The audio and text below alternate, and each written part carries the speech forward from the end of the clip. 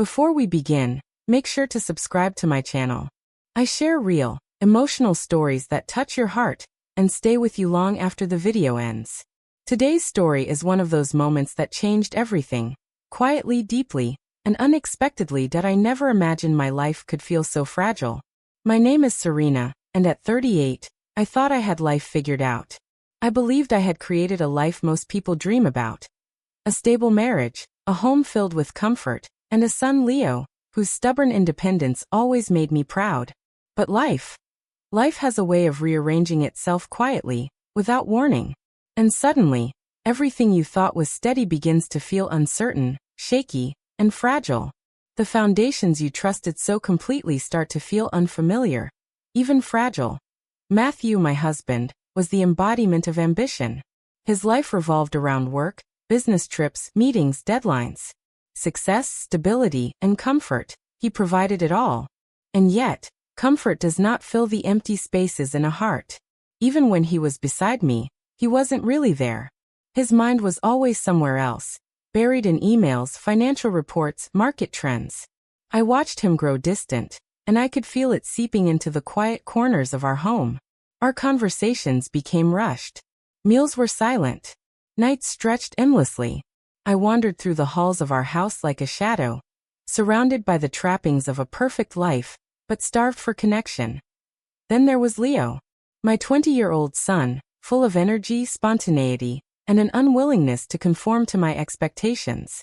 He rejected the traditional path of college and career plans, choosing instead to carve his own way, working tirelessly at a grocery store. He carried the weight of responsibility on his young shoulders, but I admired him for it. Still, I worried he was missing out on being carefree, on being young. That summer was unbearably hot.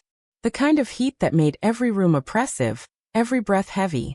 I would sit by the window, watching sunlight blur the edges of our neighborhood. The world seeming to slow down in the heat.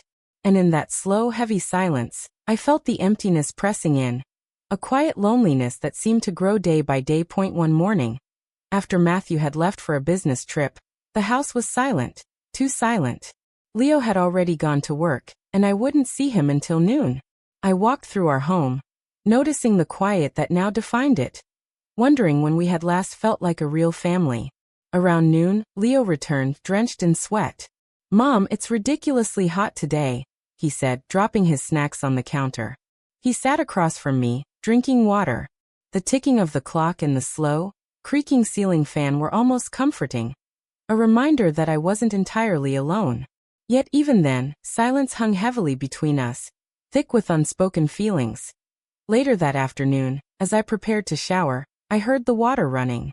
Leo was in the bathroom. It was nothing unusual, but it struck me how our lives overlapped without real connection. We were side by side, but miles apart emotionally.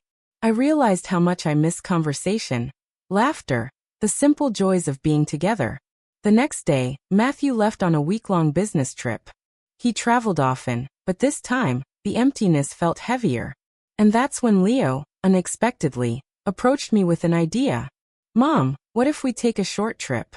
Just the two of us. A reset." The suggestion struck me more deeply than I expected. Not because it was unusual, but because it reminded me how much we both needed connection. I hesitated, fearing judgment, worrying Matthew would misunderstand. So I smiled and said, "Maybe another time." His disappointment hurt. Yet that evening, the warm glow of the sunset brought us together in a way we hadn't been in years. We talked. Really talked. Childhood memories, silly stories, moments that made us laugh until our eyes watered. It was healing.